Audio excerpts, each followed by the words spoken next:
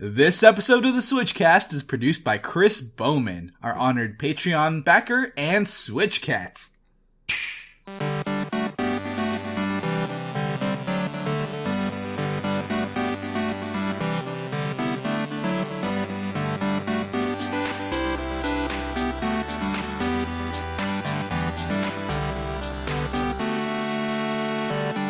Hi everybody, I'm KC. And I'm JV. And this is the SwitchCast, the podcast for the Nintendo Switch funambulist. And actually, I've been having a lot of fun lately. I, as everyone can tell from our intros, am a bit of a word nerd. I'm a writer by trade anyway, so that's kind of allowable. Permissible. And I do want to share. I actually want to share with you another word because, see, I'm one of those players of games who obsesses when you start a MMO or any game like that. Like when I started Monster Hunter, I spent the first 4 hours just on the enter name screen deciding which one of my, should I go with one of my classic names that I use in a lot of games? Should I do something new? Do I have a theme for this sort of thing? I mean, what's your method for naming characters in games? Do you just always go with JV, or do you have some other fail-safe? No, I always, whenever it comes to an actual character name, I always, ever since I was young, went with Kenji. Okay. Is that like an anime character you like or something? No, it was just a name. I forgot where it was derived from, but it was from, I had it since I was about 10 years old. My original Pokemon Game Boy character was named Kenji, and that's how all of my characters are from this point to the foreseeable future. Okay, so fair enough. One of my favorite names, and I have a few go-tos, but one of my favorite names for games has always been chicanery, which is based on the word for trickery or, being kind of like mischievous, right? Right. But it always, it kind of leans towards a feminine name, which I don't have a problem with. I am fine with being a female character about half the time in games like that I play. But I always wanted a name that kind of felt the same when I play a male character, like when I'm in Monster Hunter right now. And I finally stumbled on one thanks to the word of the day, and I found the word legerdemain, right? And hey. And that also means it's kind of like sleight of hand, magical, trickery, kind of like hand movement, sleight of hand sort of stuff. So I named my character Legerdemain, capital D-E, and then main. I get it. Legerdemain. That's actually pretty clever, and it has a bit of a wizardly feel to it. It does feel like that too, right? And just to seal the deal, as if fate was telling me this is the right word for you, I heard the word literally the next day. The word was used on an episode of Frasier, and I was like, "Dang, man! I hear the word in use a day after I heard this thing that I've never even noticed before." So beautiful. Yeah, it's such an obscure word. Well, anyway, that's a good naming scheme. I always just want to make it simple and easy for me. Always Kenji. How do I sound this week, JV? Do I sound any different to you? You sound pretty good, actually. I don't know if you can tell on the recording, listeners, but on my side, you sound just a little bit better than normal. Okay. Well, I am using, finally, the new compy that JV helped me pick out, and it's all set up, and I'm using that to record, which is so much better than just having a laptop on my desk in addition to the computer, because my old computer was weaker than my laptop. So I'm actually using the actual desktop computer in my office for a change, and it's actually really nice. I have a lot more free space in front of me. I don't have my desk cluttered up with the laptop, and I can actually look at a real monitor. It's really nice. Yeah, you have more room to wave your hands to no one since we're not recording this video.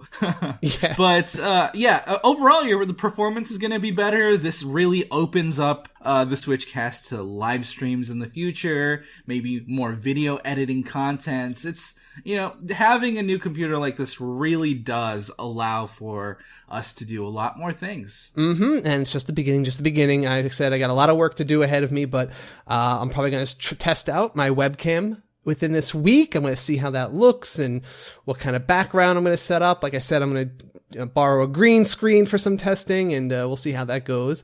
But you're also got some fun stuff coming up this weekend, don't you? So yeah, I was actually going to review Mario Party for this episode, but I felt like it would be remiss to review the game without having a full-fledged party on it. So I'm going to be hosting a Super Mario party here in Austin with a bunch of my friends, and that'll really help give me some perspective on how well this game does in the party setting that it's intended for. That is possibly the most appropriate way to review the game. Not like you're just doing it yourself. Even with the online, I don't feel like you're getting the real experience. Heck, even with maybe a couple people in the room, that's only halfway there. A party where people are there and there's enough that they take turns and spectate. That sounds like the full effect. And so it's good because I have experienced the game just solo. I have experienced the game playing with just David. Now we're, getting the whole gamut of people. I think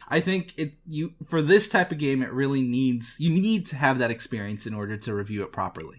Just to tease the listeners a little bit, what are some of your just first impressions of it, just to kind of, tip of the iceberg kind of experiences you had with the game so far? So I actually found a couple of new mechanics that I included in the game to be interesting. One of the primary points that I thought was super cool was the different dice per character. And I'll go into that a lot deeper in my proper review.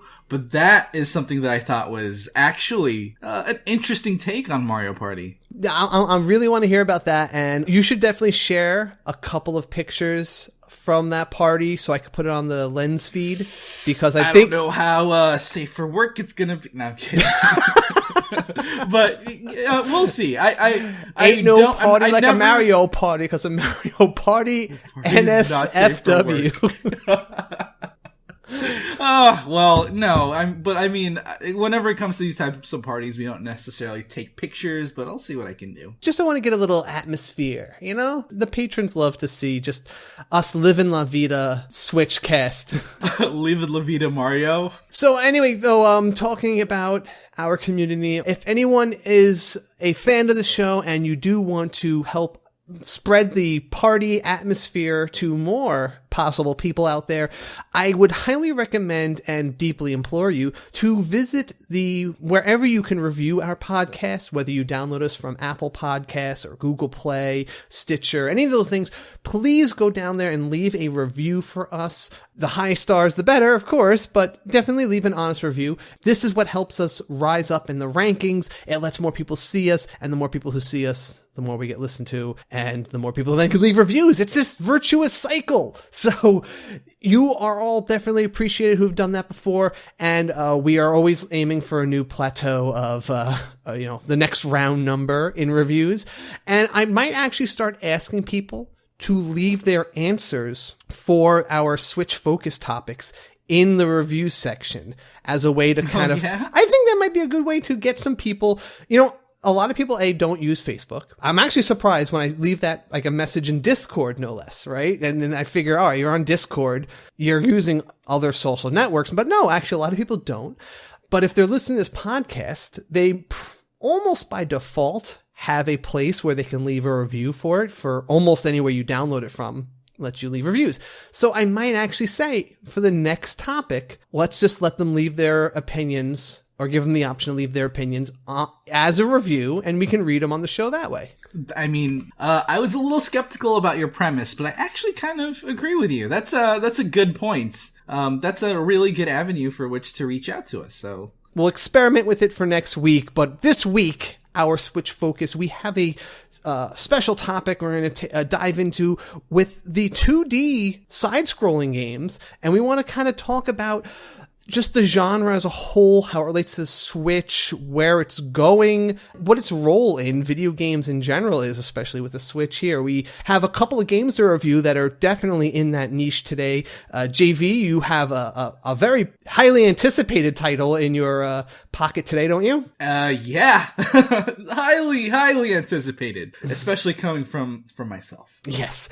And I'm going to be reviewing something that I did not expect it was not something I was like looking forward to, but once I got it, I was actually really surprised, and I'm anxious to tell people about this because my favorite stuff to review tends to be the stuff that is a little surprising. Yeah, it was not expected to be something worth getting so excited about. So I'm looking forward to sharing that with everybody as well. So anyway, without further ado, why don't we just jump into the game station and let's talk about these games we're teasing. Yeah, let's do it. Can't wait.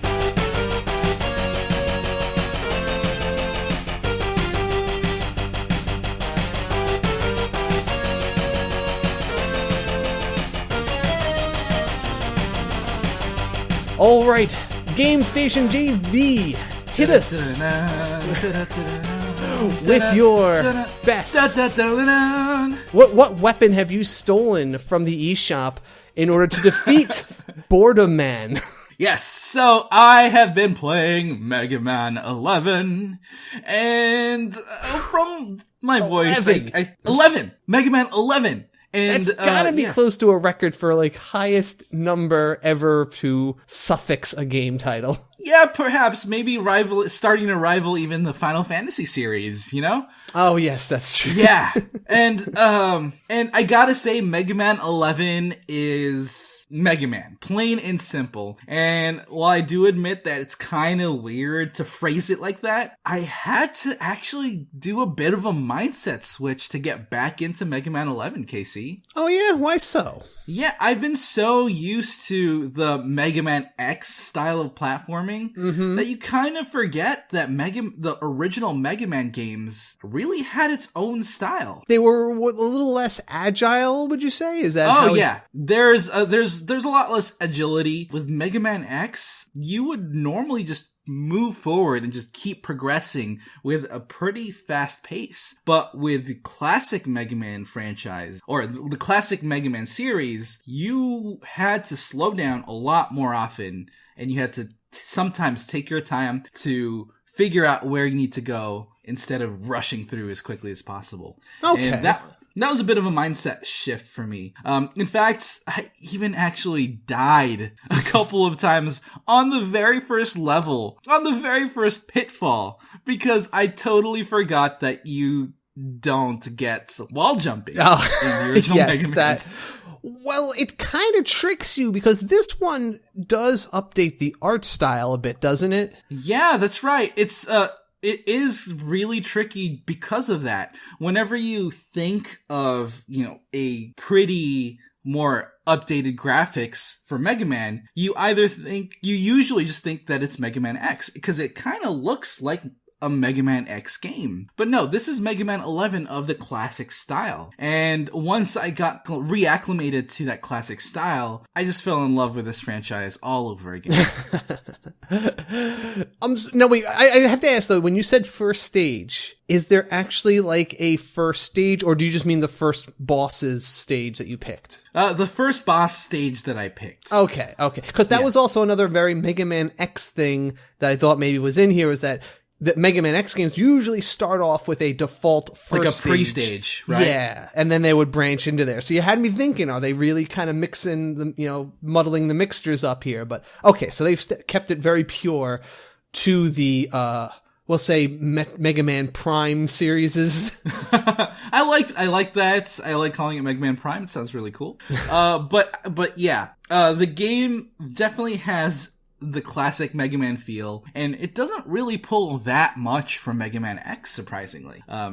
To start off, the game, as you boot up the game, it goes into a bit of a story, which I thought was pretty interesting. It's a basic story with a classic Mega Man tale, and I thought the whole premise of the game was actually really cool. Now wait, is this one in which Dr. Wily pretends to be good and is really bad?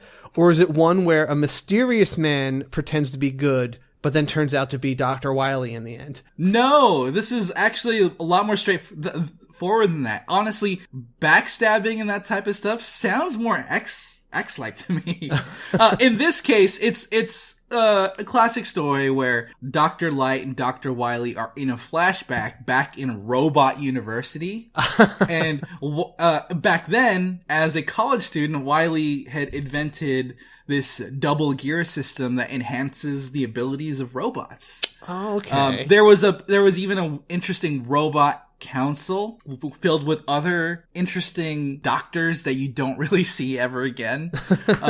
But they all, poo-pooed Wily, and they rejected Wily's inventions in favor for Light's, which of course caused Wily to feel scorned. Then you find out quickly that he wakes up from this flashback in the present and is like, hey, I remember now that I have this gear system. I should use that to beef up some bad guys and steal bad guys from Wily and then do his Wily thing. So that's what he does. He ransacks Light's base, hypnotizes or reprograms Light's good robots, and then they become the bosses for the game. Okay, at least it's a little bit of a twist in the story.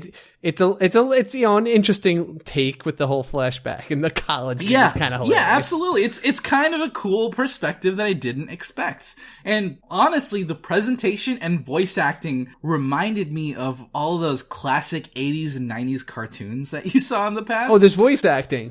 Every piece of dialogue in these cutscenes are voice acted. A lot of MegaMan shots are voice acted. The bosses are voice acted and actually talk to you a little bit when you're fighting them.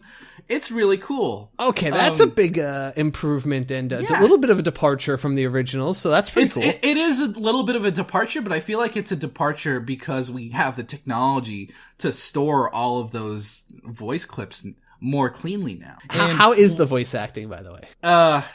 So the voice acting is not super great always, but I actually kind of like the campiness of it. Do you think it's an intentionally campy dialogue? Know. I can't tell if it's intentional. But it's some of it is like Dr. Light's voice acting isn't amazing, and MegaMan's voice kind of sounds older than his little character seems. But it's, to me, it adds to the 80s, 90s cartoon feel, and I can kind of embrace the campiness. Okay. I can also see other people getting annoyed by it, and you have the option to switch to the Japanese version if you want. So, yeah, there's that. The voice acting took me by surprise, and I actually like that. I almost could have imagined them doing the same thing, like with Dragon Ball, in the original voice, like the Japanese voice acting, where young Goku from Dragon Ball is the exact same voice he gets when he's like an adult in Dragon Ball Z, and it's just like he still has like a 10-year-old child's voice. Yeah, I actually don't like that about Dragon Ball Z.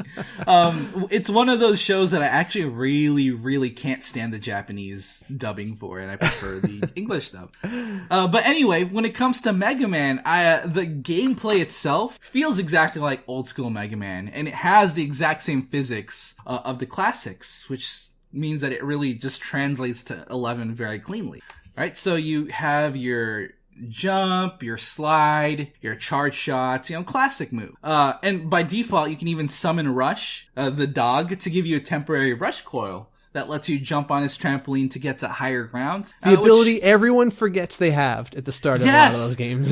I forgot that I had it, but it's there, and it lets you get to places that you normally aren't able to, and it really does become quite helpful. Now, the fundamental gameplay is pretty much the same as the old school Mega Mans, but they did add a couple cool conveniences, like you're able to use the right stick to quickly switch between your collected abilities now. Boom, so okay, that's huge. So it is, because you don't have to take extra time to cycle through them or go to the pause menu and select specifically which one you want. That little convenience is so nice to have. That is something I've begged for so many of the games, and I always felt it took me out of, especially a boss battle, where I'd be in there and I'd be like, okay, and then the menus would always be kind of slow anyway, so it would just take me out of the battle. Go to a menu, pick a weapon, and return to it when I was just like, oh, come on, I have an L and R button, just let me swap. It really breaks your momentum otherwise, and I think the fact that they utilize this right stick is a pretty ingenious addition. That's good, yeah. Now, one of the huge fundamental fundamental systems that they added to this game is the double gear system. Mm-hmm. So what did Wily's college creation add to this game? The double gear system was, implemented on Mega Man just so he can keep up with all the bosses, and it lets you take advantage of what's called the speed gear and the power gear. So by pressing the right bumper, you can activate the speed gear, which slows down the world around you and lets you position more easily. It's really helpful when there's a lot of ballistics around you, or enemies that are moving around, or platforms that are moving around. It's essentially bullet time. Okay. And power gear lets you power up your attacks and actually increases the potency of some of your special abilities, which is super cool. All right. Now, is it just like a raw damage upgrade, or is it like, do they do certain different things with your weapons? Yeah, some of the abilities, like the block dropper, drops blocks from the sky. With the power gear, it lets you spawn even more blocks that drop from the sky. Cool. And sometimes it increases your explosion radius. It ups the potency of those special abilities. Okay, that's cool. And there's also one final gear that you can utilize, which is the double gear, which is an ultimate mode that's available when you're at low health, which lets you combine the speed and power gear at the same time. Kind of like a Kaioken or like a temporary Super Saiyan mode that lets you really get out of a pinch if need be. But it has a time limit, and if you reach that time limit, your abilities get severely crippled for a period of time. Oh, okay. So it's one of those risk-reward things. What do you normally have to limit your use of the double gears? So every single time you activate a speed gear or power gear, you have a meter that goes up that shows how much time you have to utilize this gear. And the speed and power gear share the same meter, and once it essentially overheats, it takes a lot of time before you can reuse it. Mm-hmm. So you have to be very conservative and picky when using it, because you can't use it and spam it that often. Okay. Now, I actually thought that the speed gear was going to be really overpowered, because being able to have bullet time in Mega Man seemed really strong. Mm-hmm. But the levels and stages are so well designed that I felt like they were built in tandem with the speed gear in mind, instead of just being an additional system they tacked on. Okay, so wait, does that mean that you felt like you used it and it was a good complement to certain stages, and that you needed it even at certain points, or did you not really need it as much as you thought? No, I actually needed at least the speed gear a lot, quite a bit. It's there are some tough encounters that aren't even the final bosses that really necessitates the speed gear sometimes. Now, the stages themselves are actually, the standard Mega Man style, but the stage design is what really impressed me. Yeah, so the level selection is classic Mega Man, where you pick 8 bosses in any order. And the rock, paper, scissors style of boss weaknesses are still prevalent in the game, so choosing the order of your bosses is as important as ever. And the stage design pulls from the original styling as well. So when you're moving, you're often going from one static room to another static room. And once you reach the edge of one room, it shifts focus to another one. And then you platform through that stage and it shifts focus to another one. That type of gaming. Like Mega Man X is a lot more of a fluid progression. While this one, it has stage room by room by room. Some rooms are bigger than others, of course, but generally that's how stages are laid out in this one. What is your opinion of the themes of the bosses and the stages? I mean, after 11 games, how many mans can they invent? Do they feel cool and unique, or are they just like, okay, got another hot guy, another water guy? Do they, give you something new or interesting to visit? So, I think there is only a set number of themes that you can explore. And in this game, there's kind of a lot of overlap to previous ones. Like there's Tundra Man, which is an ice-based guy. Then there's Torch Man, which is fire-based. Block Man is blocky earth-based. And et cetera, et cetera. covers similar grounds, but honestly, the boss fights and the boss designs themselves feel really awesome, and each of the boss fights kind of have a memorable moment to me.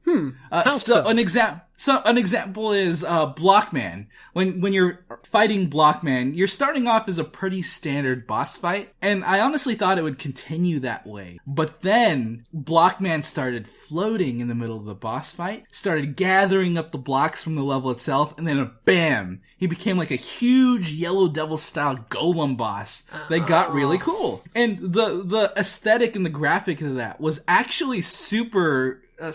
I wouldn't say surprising, but I was like, hey, that is actually really cool. And it looked nice, and it added an additional dynamic to the fight. And that's the only one I'm really gonna spoil, because I think the beauty of this game is running into each of the bosses and then seeing their gimmick and seeing just how cool it's presented to you. Oh, so that's pretty cool that this game was still able to deliver some sort of surprises for people who, who have played literally this game 10 times before, and now they can actually, it feels like, or it sounds like it's very much a classic Mega Man game, but they still manage to sneak in some really cool new ideas here and there and use the technology. There's just some moments that really would have been very difficult to render in previous iterations. So I'm glad they're taking advantage of the technology while keeping the feel of the classic Mega Man style. Now, even the abilities I thought were actually pretty cool. And one of the abilities that I thought was kind of like really interesting was the pile driver ability from Impact Man. So the pile driver is essentially just a forward dash that lets you hit really hard anything that's in front of you. But what the pile driver allowed is it gives the game a bit of a Mega Man X feel. Just because that forward dash is such a fast movement, and it gives you momentum to speed around platforms and lets you maneuver a lot more quickly. So if you're missing that Mega Man X feel, the pile driver ability might be something that you want to prioritize. Very cool. Very cool. Yeah. Oh, and of course, I gotta ask though, what's the music like? Is it rockin' chip tunes, or is it something new? So they are chip tunes, and they do share the classic styling, but I didn't necessarily feel particularly wowed by any themes. Okay, you wouldn't be asking a band to start doing covers of some of these. Not necessarily. Yeah, but when it comes to like Mega Man 2, Wily's theme is just so iconic, and a lot of the individual character themes like Crashman or Cutman, all their themes were really memorable back then. Mm-hmm. And I didn't really find that spark or that special theme that stuck with me in Mega Man 11. Okay. But on that same note, I actually thought the graphics in this game were really good and special. Like, the graphics were very clean and reminds me of a much, much less chibi-fied and cutesy version of Mega Man Powered Up. Do you remember that game? Oh, yeah, I played that one, right, yeah. That one, it looked a little too... I couldn't cutesy? Maybe a little cutesy and very round. Like, it was like they were trying really hard to make him look like he was in a 3D world, and I didn't quite... Like, I don't know. It looked too 3D for me. Yeah. So this looks kind of like Mega Man Powered Up, except a lot less like jarring forward. Mm-hmm. The graphics look clean. It's very clearly 2D. But everything looks really nice and polished. So all the enemies are cleanly displayed and well contrasted, and there was never any real ambiguity, which actually kind of had a problem. I had a problem with on Mega Man Powered Up. But what really struck me about the graphics were the lighting effects. So, and each laser blast or blaster shot, each energy surge or streak of lightning had this glow to it, and it really makes these special effects pop. And it gave a striking feel whenever something like that happened. Whenever there was a streak of lightning or someone dashed and there was an effect behind them, the glow and the how it radiates gave it a more modern and striking feel, and that really sold me on this art style for Mega Man in the future.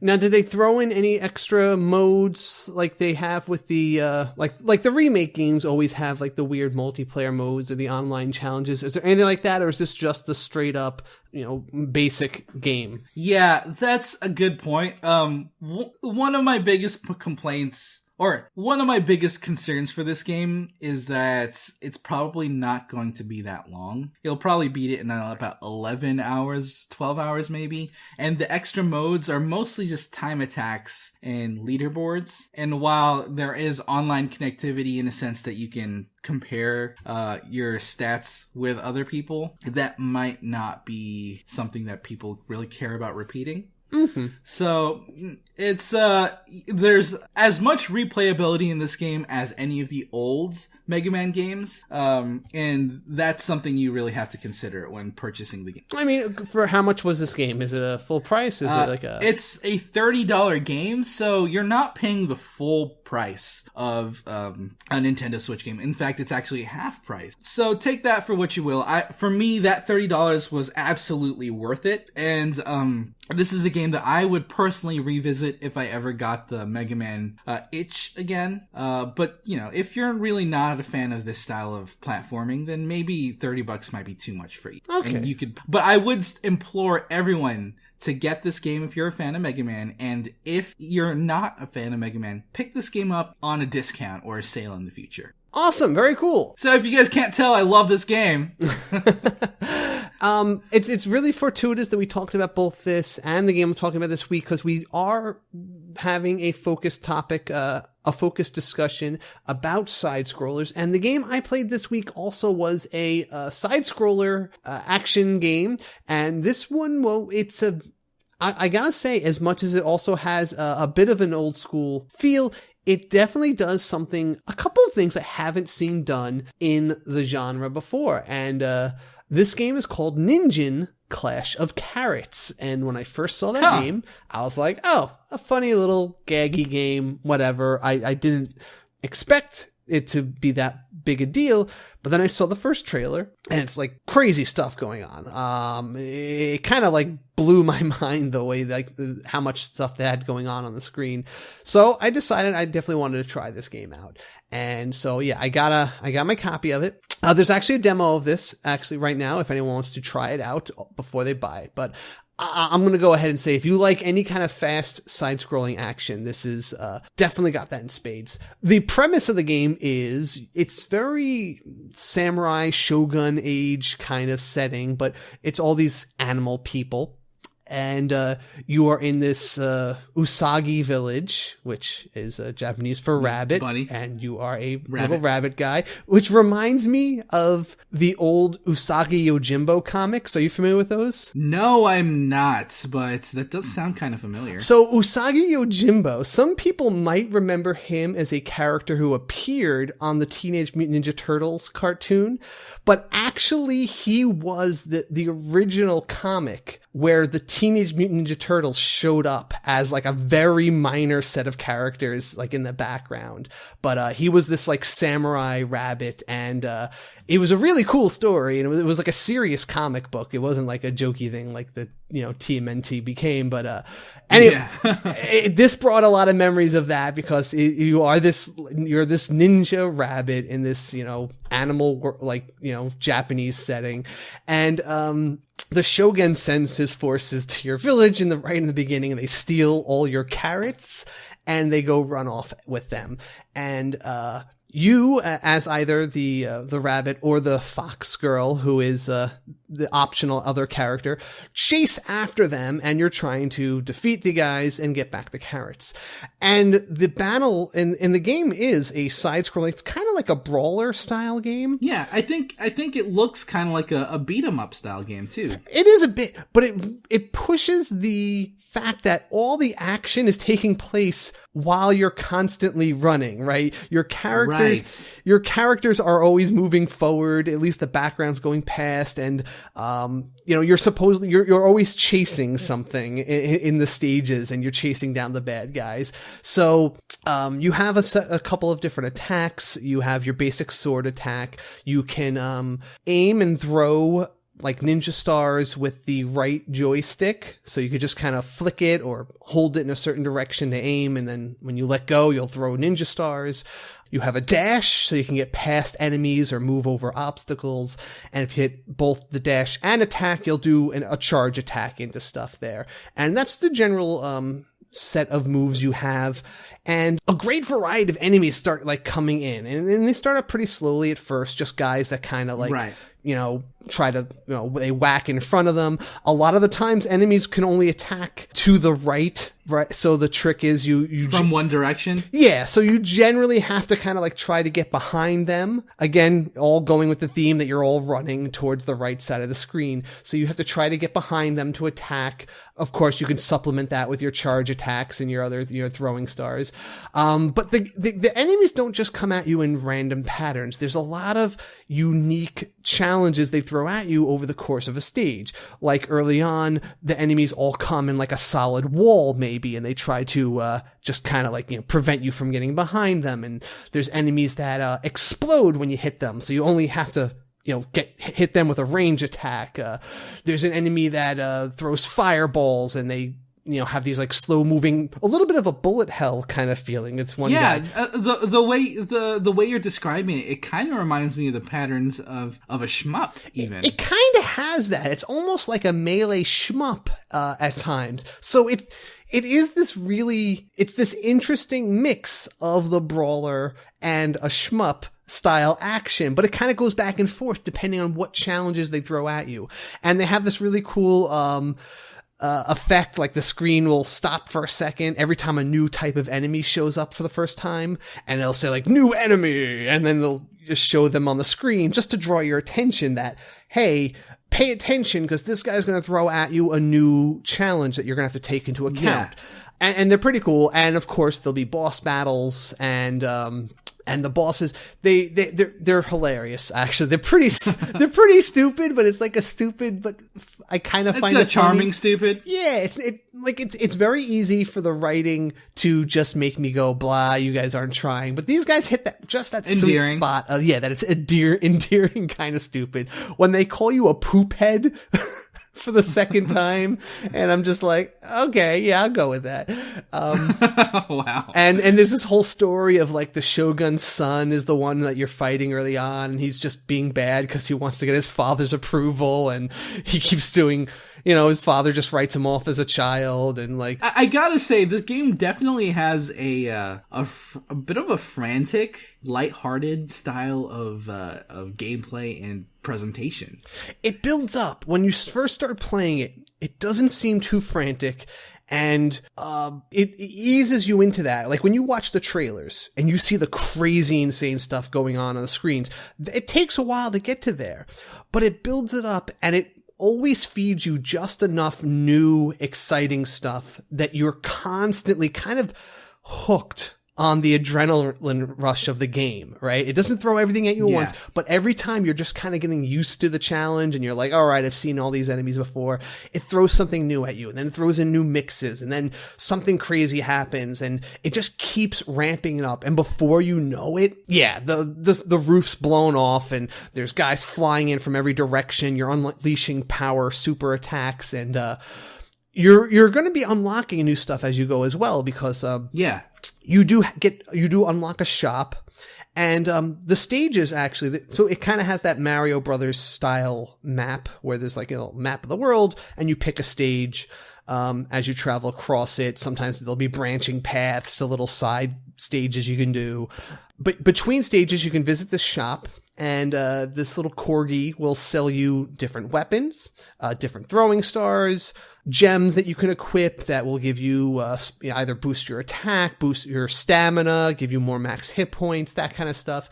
And the differences of the weapons is actually rather dramatic, because some weapons are weak, but you can just kind of like really rapid fire them, but they might have, so you can hit multiple times. Right, but they have really small range, so you can't really hit things and Some might have a really good crit, but they have a huge range, but you can only swing once in a while. Some have a really weird kind of hitbox on them, but they're really good at charge attacks. So there's a good variety, and some you just want to pick because of the style. And a lot of this game is the style. You also have the option of buying a whole bunch of different custom masks and stuff for your characters, and really customize their look, which is kind of nice because this game does have a pretty decent focus on multiplayer. Right. Which is actually a pretty common setup for side-scrolling beat-em-ups like this, right? Yeah, actually it is. And they do remind you, though, at the beginning of any stage, it's not like you have to start the game and just pick whether you're playing this game one player or two player. Every time you pick a stage, you can choose, do I want to play this 2-player now or do I want to play it 1-player? And you don't have to play it locally. You can go online and either play with someone you know or just find like a random other person who's playing the same stage to team up with to take it on. So they really kind of want you to play it multiplayer. And I do think it thrives on that because there's a lot of, watching your back in these kind of games. A lot of brawlers, right. It tends to be like as long as you can keep enemies to the one side of you, they can't hurt you, but this game always has them coming from both sides. So if you could have 2 players watching each other's back, you're going to be exponentially more effective. Yeah, and that's just part of the charm for this game, it seems. Mm-hmm. Just the direction that it goes, and just how frantic and all the things that you have to pay attention to. Right. Now, when I first started playing this game, when I first saw the game, I thought it was just going to be another one of those endless runner type games. Endless runners? Because that's the first thing I thought of when I saw this. I didn't know it was like a stage by stage game with an actual story and progression. But there is an endless mode in it, which does kind of validate my initial impression that you can pick endless mode where you're going to just go and run as long as you can and you're just going to keep fighting harder and harder enemies until it knocks you out, which is very appropriate. Like I said, it fills that niche of a endless runner that you would play on the mobile phone, and sometimes that's all you want. You just want to sit down and just play and see if you could break a high score, and that's definitely appealing to a lot of people. Gotcha. But there are different stages that have a starting point and an end point? Yes, they all have stages. You just keep progressing? Yes, and like I said, it has that Mario map kind of progression, and you're going to advance the plot, and there's going to be boss fights on certain stages. Each stage is broken into waves as well, and so you kind of know what to expect, but they always kind of mix things up. You never know exactly what to expect. There's a little bit of randomization going on because there's a pretty good variety of enemies that you fight, and just sometimes an unexpected one copy of this guy shows up in a fight that you didn't see last time, and he totally throws off your strategy that you were planning to use. I was stuck on this one stage a few times, and I was getting the pattern down. I was like, all right, I'm going to beat the stage. I kind of got my pattern down for the boss. The bosses can be pretty tough later on, especially too. And you really have to know what your strategy is, what type of weapon you're going to use for it, what type when you're going to hit it, when you're going to stay off it. So I had the strategy for it down, but then there's just these like weird ghost enemies that kind of like fade in and fade out at will. It showed up. Your weapon had a difficult time handling that. I didn't know how to handle it combined with my strategy. Like, he totally threw a monkey wrench in my planned strategy, and I was like, no, I got to rethink all of this. And it was great though. I didn't just breeze through the game. It had to take a few tries sometimes. Maybe you buy some better weapons, or you go back and you grind a little money. It's not that big a deal. You can buy things pretty quickly, and you can either beat a stage by just getting good at it, and if you're having a hard time, you can always just go and upgrade your gear and come back at it with some better stats. So the challenge definitely scales with whatever you're looking for. So it's been really crazy like that.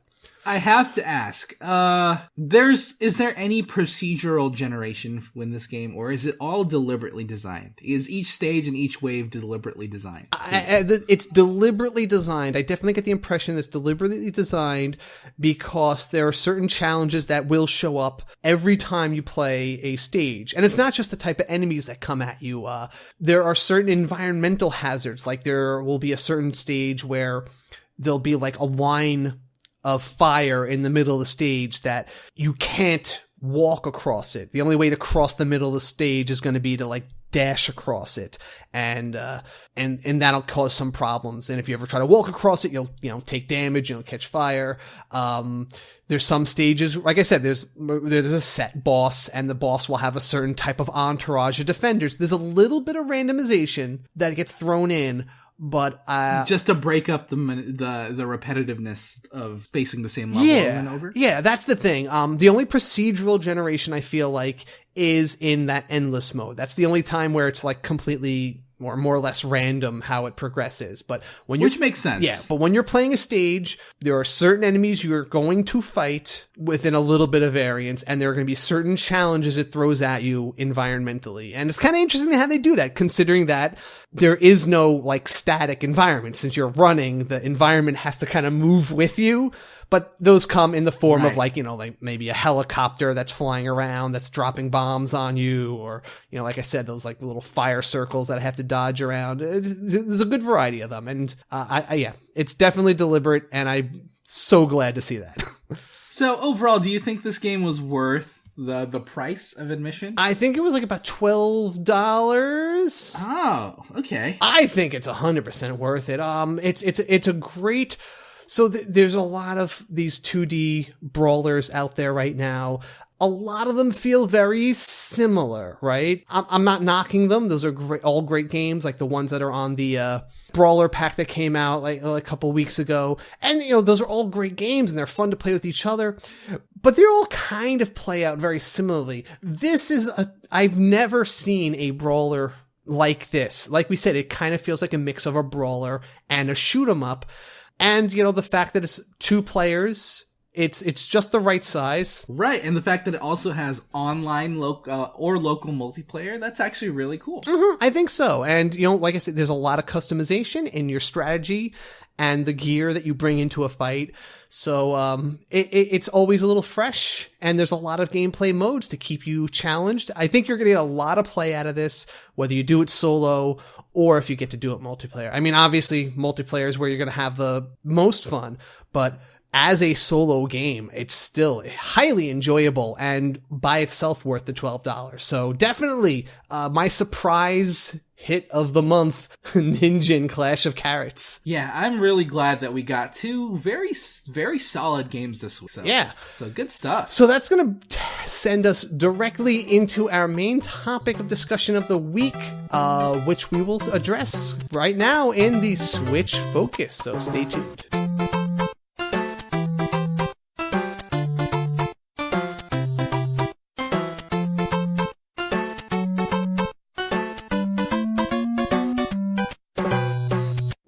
Switch Focus, and this week we are talking about side scrollers, and we have it's kind of the oldest game on the books for Nintendo fans especially, so I thought it would be a great week, with both of our titles here, to kind of like discuss in depth the side scroller, what makes them first off, and what we kind of like look for in them, and where they fit in the system as a whole. So, JV, maybe you could start us off with the most basic understanding. What is a side scroller? What defines them? So the definition of a side scroller is, exactly, very, very basic. It is essentially a game, whether it's 2D or 3D-esque, that goes from one side to another as its primary perspective. This is such a low bar to fill, which is the beauty of the side-scrolling genre itself. It encompasses so many things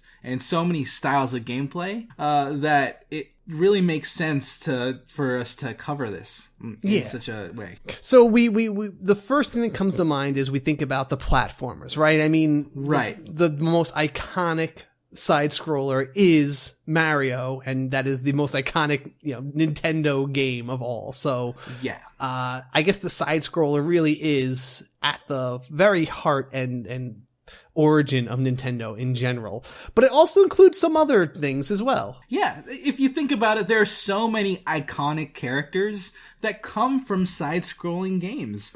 We mentioned Mario, but MegaMan is a side-scrolling game. Sonic the Hedgehog is side-scrolling. Metroid, Samus is from a side-scrolling game. Even Legend of Zelda, Link had a side-scrolling game. Oh, that's right, yeah. So it's a lot of these iconic characters come from side-scrolling games, and that's part of why it's just such a big part of gaming history and the gaming lexicon as a whole. So why are they such a staple? I mean, it seems like it's not only one of the first genres in the business, really. It's almost, I think it's fair to say it's one of the biggest. It's one of the most populous genres we have at our disposal, right? There's like a new platformer comes out pretty much every day somewhere. Well, the thing about side-scrollers is something that I mentioned just a few moments ago. The side-scrolling perspective makes it so open to different styles of gameplay, and it's such an easy perspective to program for nowadays, but it's a canvas that really opens you up to a lot of gameplay style. And that's why side-scrollers are so popular. A lot of them play so differently and it encompasses such different styles. What I see is one of the great things about a side-scrolling game is that it's a lot more controlled, especially from a programmer's point of view. A player is going to go in a set path, right? And there's only, if you kind of look at it so what I think is actually one of the core pieces of what makes these side-scrollers such a staple and kind of defines them is the fact that it gives the programmer, it gives the stage designer a lot of control over exactly what you're going to experience. When I look at a stage like Mario Brothers or something like that, it almost can play out like sheet music, right? That's a good point. Yeah, the player's going from left to right, and you're only really kind of changing up and down, but over time, you're going to go over everything from left to right, and he's just kind of composing a stage for you to hit all these points. Maybe sometimes you go, the higher level or the lower level, but in general, you're going to get this experience, and while you have control of your character, really, I think the designer has even a little more control because you have to get to the end through one of the ways that he's kind of scripted for you. So it gives a lot of power to the designer to make something pretty beautiful. Right. And as they say, there's the sentiment that restrictions lead to creativity. So being able to have this fixed perspective lets you really gives you a lot of control and freedom. We mentioned before we were talking about shoot 'em ups, and they're also kind of a side scroller too. But generally, those are ones that force you forward, right? Like if you play a game like a Gradius or what's a more modern shoot 'em up? Ikaruga. Like Ikaruga, right? Yeah, that's a side scroller just turned vertical, and so it's more like a vertical scroller. No, I mean it's from the bottom side to the top side. Oh, I sides, see. Right? Okay, Still counts. I feel like any of these topics we're gonna have a hard time defining them, but I totally will go with that one. Sure. You're constantly moving forward, so there's never a lot of opportunity for you to stay back. And again, that gives even more for the control over the designer to be like, I'm pushing you forward and you are going to get through this in one of so many ways if you have the reflexes to do it. Yeah, it also gives a lot of interesting parameters for games that are maybe procedurally generated, since you have a fixed number of angles that your enemies can come at. It lets you script your enemies in a lot more specific ways. So let's still talk about some of the first side scrollers you played? I mean, other than, let's say, Super Mario Brothers, right? I mean, do you remember any other like really good classic side scrollers that you started with? So obviously MegaMan is one of the big side scrollers that I really liked. But one of the really noteworthy side scrollers that I actually didn't think of as a side scroller back then was Contra. Oh, that's true. Yeah, that is a great side scroller. It is absolutely a side scroller. It's but it combines the platforming elements of a classic side scrolling platformer with a shooting element that I thought was pretty cool. And evolving even from Contra, there's the Metal Slug series, which to me feels like a combination of classic side scrolling platformers and beat 'em up. I was personally one of the first ones, and my favorite ones definitely was the Ninja Gaiden series. You really enjoyed beating yourself up with that one. I mean, the funny thing is though. Right. So that's a great point. You're alluding to the fact that how hard some of these were. And that I think was like the first, like almost abusively hard side scrolling action games. And Ninja Gaiden was Dark Souls before Dark Souls was Dark Souls. And when I look at it now, and I think of the other platformers or the side scrolls we played, I feel like a lot of them relied on, and this probably goes back to Mario being one of the first ones, a lot of them relied on jumping on things to be your main way of combating enemies. But that was the first one I remember playing where my attack was an actual, like a sword, a strike in front of me. And it just felt so actiony, jumping off of walls.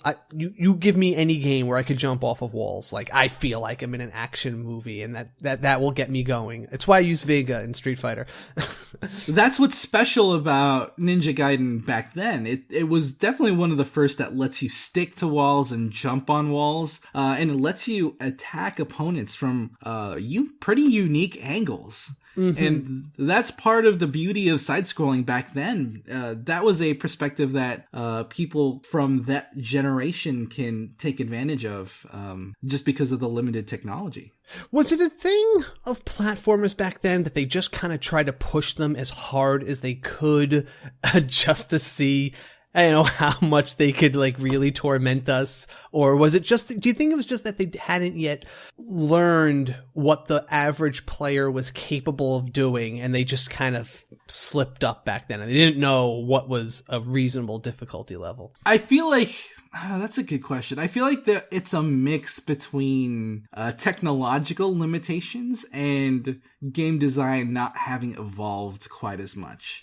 So if you think about it, when it comes to stuff like save points in platforming games or in side-scrolling games, that is an added level of difficulty. The fact that you don't have any save points and that you have to start over from the beginning of the level, that is an added layer of difficulty that some people might find appealing and might seem deliberate, but could also be because back then there was no way to save the state of a specific game. Or there wasn't enough memory in the cartridge at the time to store your progress. So I really feel like a lot of elements that made side scrollers great or difficult comes from technological limitations of the past. Okay, I could see that being a thing, because definitely now I feel like the side scrolling genres are not as hard as they were. Like, even let's look at original Metroid, right? And compare that, which is the first side scroller of its kind, to something like Symphony of the Night, right? Which took the same kind of map gameplay and exploration.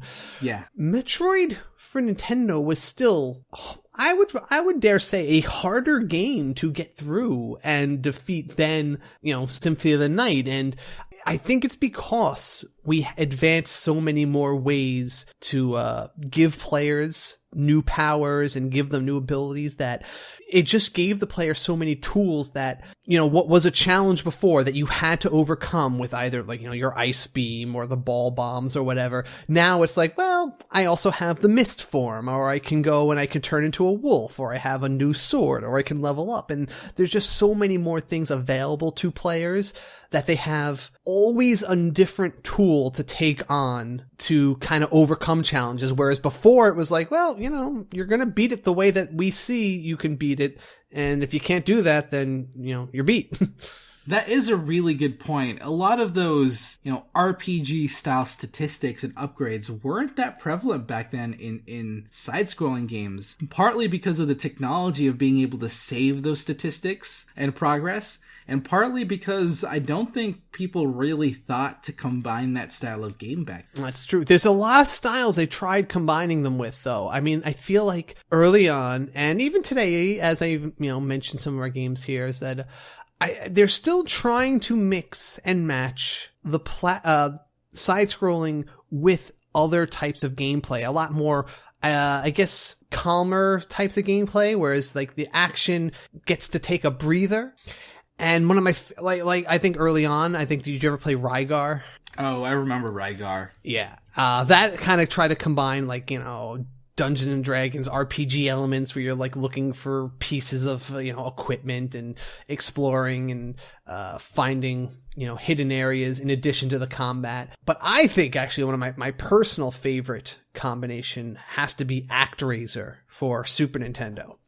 Okay, nice. This is one of my favorite games of all time because it starts you out right away with the action. You're this god, you descend to the planet and you fight a bunch of monsters with your sword. But once you clear an area of the monsters, you then switch to a simulation game that kind of feels like SimCity.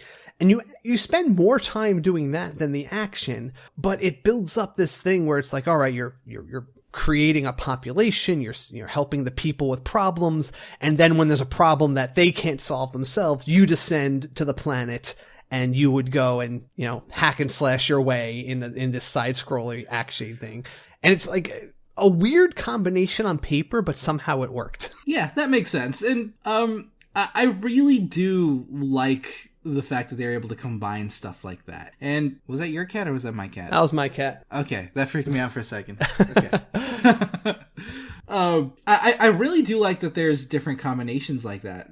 Do you remember of any other really weird platforming combinations that were done back then? Let's see. I mean, let's see. Well, River City Ransom was kind of interesting. I mean, that's, we could play that right now on Switch. And that was the first one I remember that had the whole shopping, it was like a Double Dragon type game, but it actually did have a little bit of that exploration where you'd go around the city and then you can go into shops and you'd buy stuff. It was almost a pseudo open world style game. A little bit, right.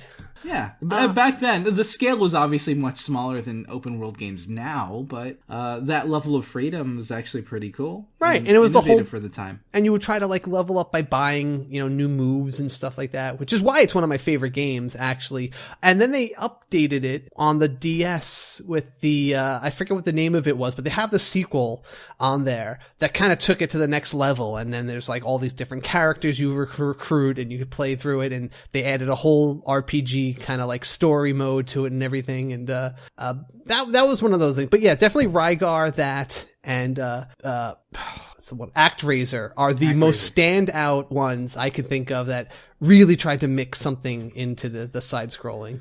Really, for me, when it comes to side-scrollers, I really latched on to the side-scrolling beat-em-up style games. Okay. It's one of the advantages of the side-scrolling fixed perspective. It allows you to really have a shared view for multiple players, and that's why beat-em-ups were so appealing to me. The co-op experience of all the beat-em-ups were one of my favorite experiences of the past. Do you have any of those favorites from back then? I mean, there was a golden age of them for like the absolutely, 90s. like Captain Commando. Even in the arcades, I played The Simpsons, TMNT, Battletoads. Yeah, Battletoads. The side-scrolling beat-em-ups really benefited from that fixed perspective. Simpsons Arcade, my number one of those. Yeah, honestly. see, there you go. The side-scrolling view allows developers to really to have an easy perspective for multiple players to view, just because it's fixed and all the players can have that same view without having to worry about different angles of vision. Now, speaking of different angles, I want to ask, do you consider, and one of our listeners in the chat mentioned this to me, what do you consider Crash Bandicoot? He kind of plays like a side scroller, but the perspective is definitely off from that, It's for me, I would definitely say that it is a 3D 3D platforming game, but it has some levels that are side scrolling. Okay. Just because of the sheer number of directions that you're going. Like, you may be moving left to right, but you can also move in and out pretty consistently as part of the gameplay, which is not something that I would necessarily call a side scroller. Okay. It definitely feels like the first step before like true free roaming 3D games came out, right? It definitely set the stage. Now, do you think that there is some big advantage to the 2D setting as opposed to the 3D world? Like for best example, Mario 3D games versus 2D Mario games. Which do you like better and why?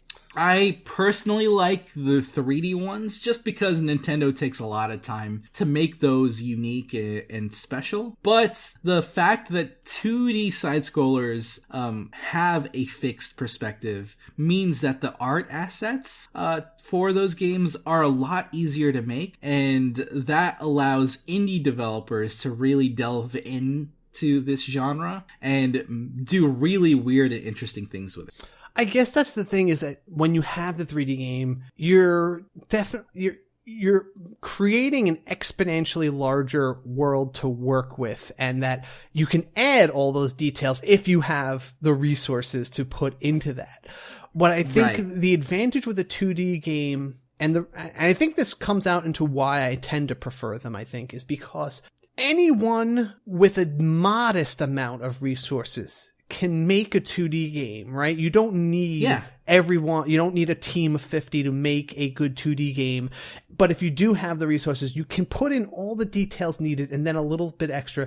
And if you have some really good insight, it's, you're standing on the shoulders of giants, as they say, and you can feed off of all the advancements other people have made in the genre in order to contribute to what you're making and then add your own unique little spin to it. So I think that's why so many games come out for it, and it kind of just makes the most sense for, I don't have a huge team, I can make this, and I can bring my dream to life. Yeah, and there are so many incredibly unique and interesting 2D platformers or 2D side-scrollers out there. Let's look at Dandara. That is a really interesting take on the side-scrolling platform genre. Oh, right, yeah. There's Shovel Knight, which is from an indie team, and it really took off. But it is a 2D game, 2D side-scrolling game. It's a really efficient perspective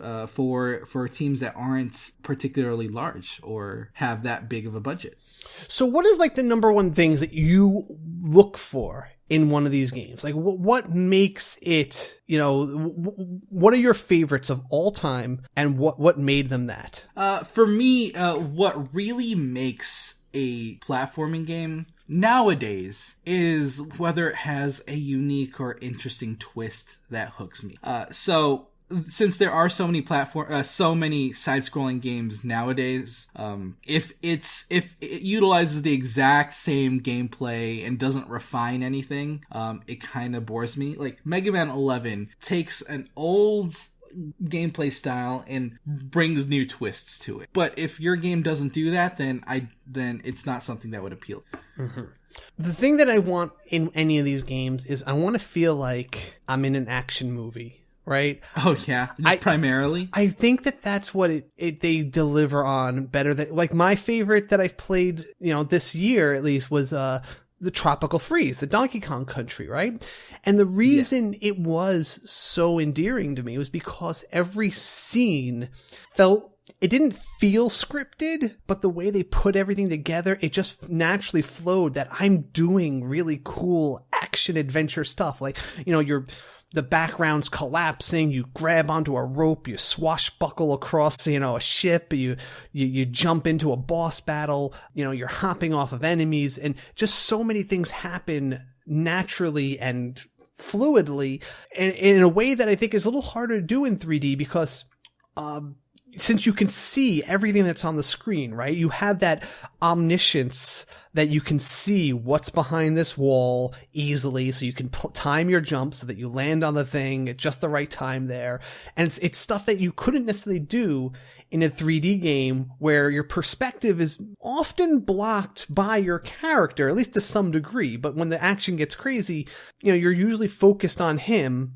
And I think that being able to see everything around you, even behind your character at all times, opens up those avenues to perform some crazy acrobatics and just make you feel awesome. Yeah, that's definitely a good point. Side-scrolling games can really pull off some unique twists and really can evoke the feeling of either speed or adrenaline that's hard to pull off in other perspectives. Can you think of here's an interesting one. Can you think of a 3D bullet hell game?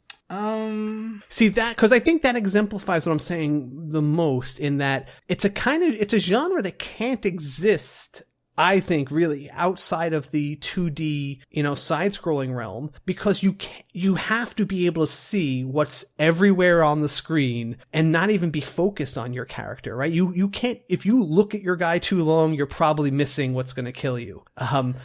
Yeah, definitely. I think maybe, like, I don't know, Nier Automata, and there is one game called Mother Gunship that's kind of a 3D bullet hell, but it doesn't quite have the finesse, in my opinion, as a classic 2D bullet. All right, so before we ask the community to tell us what their opinions and what their favorites are from the genres, what do you see as the future? Can you think of maybe something that you'd like to see them do on the Switch? Do you think that they're going to always be a thing that keeps coming out with new versions? Or do you think that they're kind of just going to hit their max at some point and we're going to see all they have? Well, the side-scrollers as a whole, I think, still has so much untapped potential. And while I may not be able to come up with anything super unique right now, it's still a huge canvas that has a lot of room to be explored. Okay. I definitely see them taking it in a different direction lately. I feel like a lot of slower paced games are coming out as a side-scroller, games like Flipping Death, or there's a lot of those very story-based games. Sword and Sorcery? Yeah, like Sword and Sorcery, right. Those kind of games that they don't need to focus on the action, but they're just using it as an easy way for you to find your way around a world and let you engage in the story and maybe even the puzzles. And, it's easy to create and present rather than create a big sprawling world where you might get lost for better or worse. So I think that's where I see them going. I see them drifting a little more from the action and focusing a little bit more on the more thoughtful kind of games. Yeah, makes sense to me.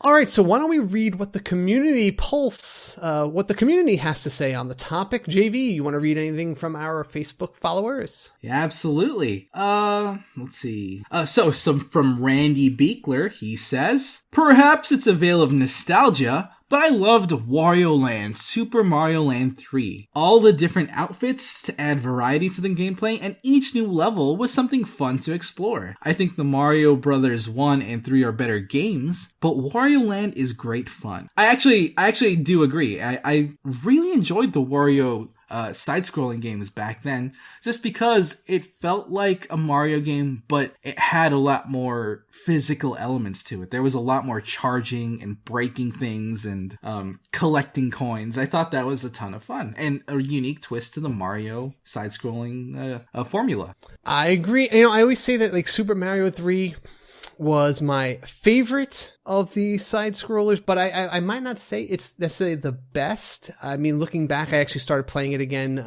once it came out on the the Switch NES collection there.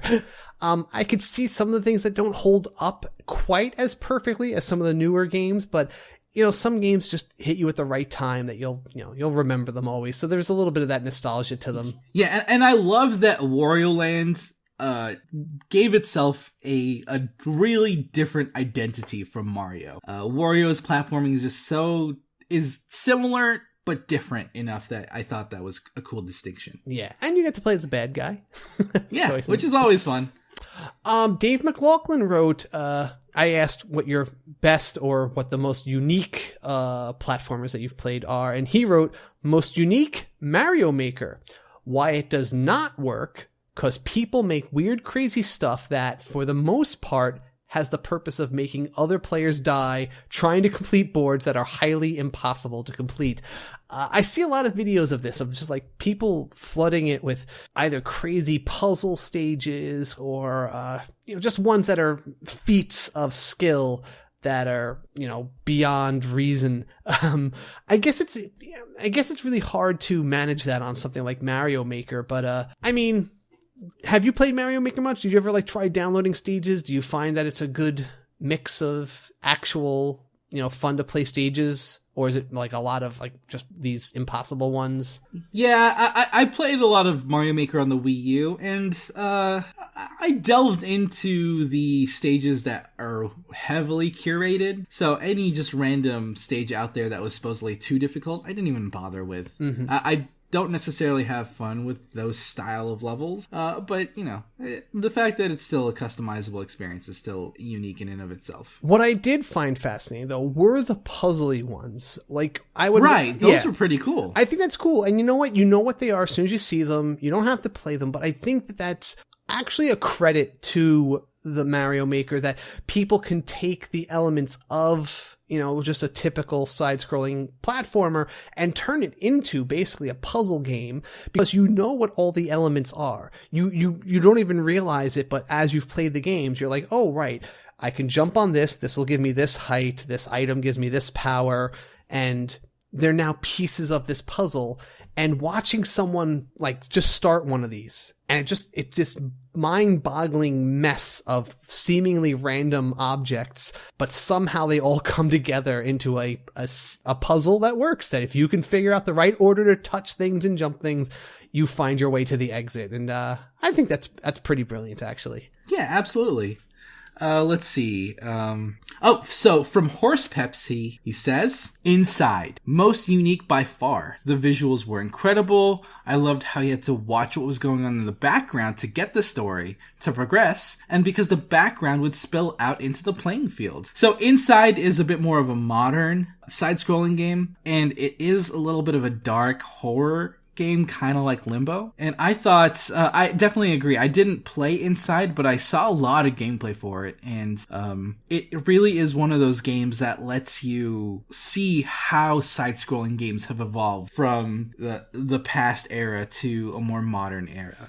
Inside is a really good pick. You just set me up perfectly for the one I want to read at the end here, because Swilly wrote to us on Twitter, the most unique side-scroller would have to be Evo, the Search for Eden. That was one of the first side-scrollers I played that wasn't like Mario. I enjoyed the gameplay and the leveling system where you built your character as you evolved through the ages. This was one of those games that it does have a few really famously hard parts, but the gameplay was something I've never seen since, in that, as you start out as just like a little fish, and all you do is you start eating little, bits of food in the water, trying to avoid other fish. And as you gain points, you could spend them to evolve new body parts. You can like choose like a lanternfish thing, or maybe fangs, or, you know, claws, things like that.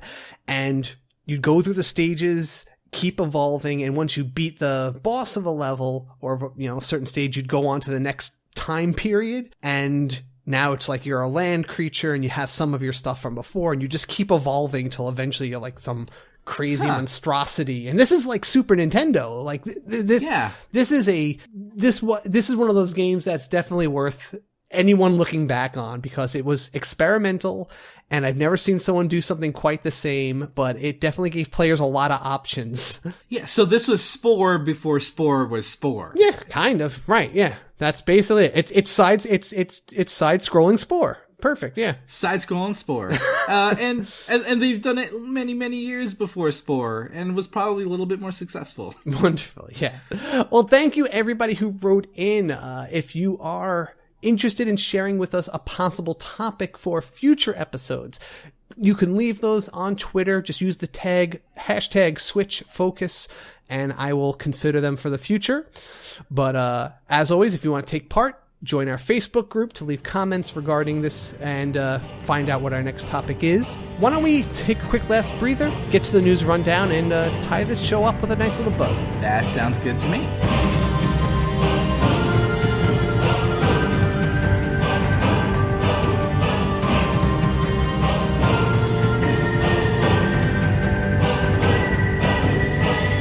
All right, news rundown. Just a couple little topics to hit up. If anyone turned on their Switches this morning, they would notice there are 3.5 new games on the NES collection. Though one of them was a surprise drop, the 0.5 of a game. So as we mentioned, there's the Mario Golf game and Dodgeball, all fun. But then they dropped the version of The Legend of Zelda SP. And I was a little confused actually by this at first, because when I loaded it up, it just takes you directly into like a game as if it was loading a suspend file. And you basically just play Zelda as normal, but with a bunch of items already acquired, like the armor, a shield, bombs and stuff. And all the hidden areas seem to already be opened up and exposed. So you don't have to go look for which bush to burn to find the, this secret door or whatever like that. So I guess it's kind of like playing on easy mode if anyone isn't, as we mentioned before, how Nintendo hard things were back in the day. If you're not ready for that challenge that original Zelda offered to people, you can go and play this SP version of the game with, half the challenges already kind of like taken out for you. So I guess that appeals to some people who might not be ready yet. Yeah. I absolutely think it does. It's one of those ways for people to experience the history that is the original Legend of Zelda without necessarily having to do all of the more obtuse and abstract elements of the game that probably doesn't hold up now. I mean, I get it. I mean, but for me personally, like, the challenge of actually beating the game isn't the thing I'm interested in. For me, it is that fact that I didn't realize all these secrets were in the game when I first played it. So I've already beaten the game. I just want to now go and actually explore it in a way that I never did before and look for all these secrets and that I've forgotten even existed. And maybe then I'll get around to beating it afterwards. But yeah, this is good for people who are the opposite end, who just want to go and beat the game and say they beat Zelda and not have to worry about poking their nose in every corner. Yeah. A couple little music things came out. I thought it was cool that Dead Cells is getting a vinyl record album, and it looks really cool. And I listened to a few tracks from this, and Dead Cells is as musically intense as it is visually awesome. And they're pretty colorful records too. Like, this is definitely a display item for, real vinyl lovers. Yeah, I'll leave some links to that there. And also, just related, Celeste is getting a CD of soundtracks too. It's a little more chiptune than Dead Cells, but also pretty solid there. So and we also got a little minor Switch system update with version 6.0.1, which is now live. I think the main thing is that it has a little more stability. I think that it lost a little stability after the last update, and they kind of restored that, and that upload speed that people were complaining about before. Yeah, right. That's been restored. So that must have just been some sort of, accidental side effect of the last one. And other than that, we just have a few games down the pipe that I wanted to mention. I'm actually looking forward to this one. They showed off the first trailer of fitness boxing. I'm down for some fitness related games on my Switch. I honestly could use another excuse to get exercising more often, and it looks like it gets you a little more moving than something like the balance board games on the Wii Fit did. So, with a theme like boxing, if it actually has like an overarching gameplay and a goal, I might be a little more into it. Oh, so it's got a little rhythm thing going for it too. Okay, that's cool. I thought this is interesting. This is a game called The Shape-Shifting Detective. I haven't seen this on Switch before. It's the first full-motion video game I've seen, and I haven't seen one of these I haven't played one of these probably since Sega CD. I think these were, it's kind of in the same vein as like Her Story, which was really big on iPhone.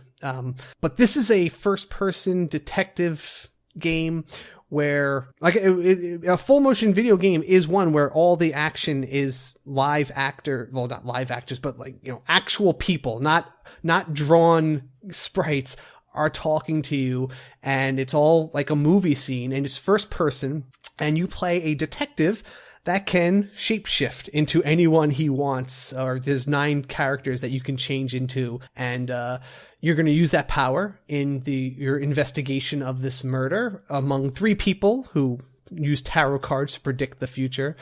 But the scenes will change depending on which person you decide to take the shape of. And since it's all first person, which is kind of brilliant, they don't actually have to graphically do anything to change, your appearance. You never look at yourself. So you're always in a scene just watching people react to you differently based on who you are, even if it is one of the, possible murder victims. And it's kind of cool. It's a cool switch. Also, and I don't know how they do this, when you play it, it randomly selects one of the 3 potential murderers to be the actual criminal. So you can't actually necessarily be spoiled, or you don't necessarily know who it is if you've played it before. So I don't know how they're going to do that, if it's going to be like a Clue the movie sort of thing, where every person who downloads it gets a different murderer for their game, or if the clues are different depending on who it is. I think that's kind of cool. Yeah, it's going to be visual novelty, and you're going to definitely have choices and discussions, and they also stressed how your choice of what to say or whether or not to even speak will unlock different paths in the story, and it's not always black and white decisions. You can open up new storyline branches depending on how you push people or what information you do or do not decide to get. This definitely looks also to be a little mature game, so I'm interested. Also, finally, I have to mention, because I'm obligated now to mention any future Otome visual novel, Nightshade. The Nightshade is shown. This was on the Vita and PC before. It looks like a lot better done one than this company did. This is the same company that released the Charming Kingdom a while back that I reviewed and was not really into. This looks like a higher production value game, a lot better art, and a very anime, very modern looking art and graphics going on here. So let's just hope the writing's better, and I'll be into something here. And for new releases, we are getting Boom Ball Boost Edition, Game Dev Story, Hot Spring Story, Kairosoft, Dungeon Village, Madurica Real Estates, Iris School of Wizardry Vinculum Hearts, Feral Fury, Tricky Towers, Battle Group 2, Chasm, The Missing, J.J. Macfield and the Island of Memories, Juggernauts, and Child of Light, which is a pretty big deal since that is a side-scrolling RPG. Yeah, Child of Light. Pretty. I think I played that on the Vita, actually, and it's kind of a very beautiful little game. And October 12th, we are getting The World Ends With You Final Remix. Does that also count as a side-scrolling game? Partial credit? Yeah, partial credit. I think it counts, kind of. On October 15th, we are getting Raised. And October 16th, we are getting Valkyria Chronicles, the first one, Crayola Scoot, Rapala Fishing, Pro Series, Big Buck Hunter Arcade, so good, outdoorsy type games, X Order, Lego DC Supervillains, NBA 2K Playgrounds 2, Warriors Orochi 4, and Starlink Battle for Atlas. Busy week. Yeah, we're getting a lot of stuff on the Switch, which is super exciting. Yeah, I'll have to make my pick of the litter, which will probably be the original Valkyria Chronicle. Yeah, which is going to be good because I'm also going to be reviewing Valkyria Chronicles 4 in the near future, so it's going to be cool to compare and contrast. That'll probably be my vacation game. Anyways, that was a pretty good episode, Casey. We had a lot of side-scrolling mentions, and, I look forward to future episodes. And until next time, switch it up. Thanks for listening. You can support the SwitchCast by visiting us at patreon.com/theswitchcast and join the review crew by rating us and subscribing on Apple Podcasts or wherever you get your podcasts from. Also check out our Discord chat where we have an enthusiastic bunch of Switch fans in a family-friendly environment. Also join our Facebook group for daily discussion and quite a bit of activity towards the Switch itself. You can also contact us directly via email at kc@theswitchcast.com and jv@theswitchcast.com. Talk to us on Twitter @theswitchcast. Thank you, HeatleyBros, for the theme music. And check us out on our website at theswitchcast.com, where we will post all relevant links and show notes. Promotional considerations provided by publishers in the form of review copies of games. And a sneeze! This episode of the SwitchCast... wow. Puberty.